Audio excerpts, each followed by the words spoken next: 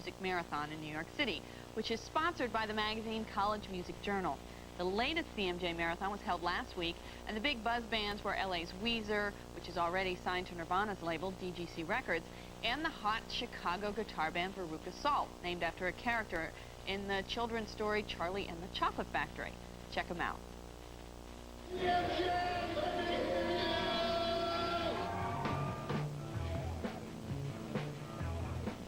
For a young band, college radio airplay is crucial. So when the College Music Journal, known as CMJ, has its annual showcase, some 400 bands come out and play.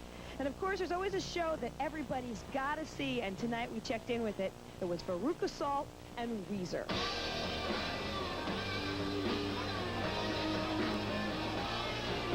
What were you doing a year ago? I was about 40 streets away from the 𝘎𝗪𝗃 that we're staying at tonight, making our record. That would be the LA-based quartet's self-titled debut album, finally finished after a slew of rejection. One sweet record label their secretary called us, and they left the message on our answering machine. They said, well, we got your tape, and, well, we listened to it, and we decided to pass. Undaunted, Weezer sent a tape to 𝗃𝗀𝗃𝗃𝗃 of the Cars, who liked it and signed on as their producer. He made everything smooth. He smoothed things out. He's been around. He knows what's going on. We, on the other hand, do not. We freaked out.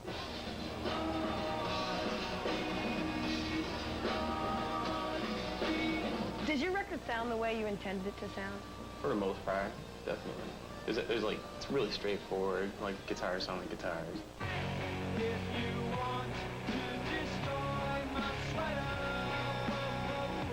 That sound is captured in the Sweater song, which is captured on video, which inspires a certain reoccurring request from fans. They want him to do the dance. Yeah, they want me to do that stupid-ass thing I did, which I completely regret.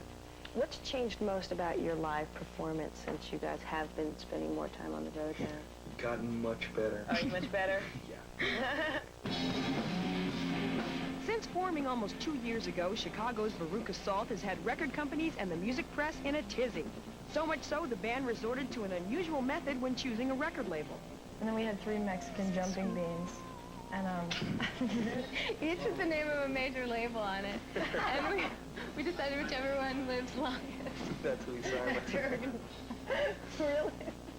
But they all died. They kept switching position, then they all died. And we couldn't remember which was which, and then they all died. So Veruca Salt went the indie route and released a 7-inch single that won raves for its subversive approach to pop. I have the tendency to write pop songs, but I don't have the tendency to write them about being really happy or being madly in love or something. So it ends up maybe being darker. I'll be the first to kill you, and if you won't die, I will. It's cool. I mean, it's nice to be noticed and everything, but we definitely feel like we have a lot of work ahead of us. Weezer will open up for live on a tour that gets underway this weekend. As for Veruca Salt, that group has just released an independent album called American Thighs, and it's currently stirring a feeding frenzy among major labels. The band will be joining Hole and Maddow Rose on tour starting in Columbus, Ohio on October.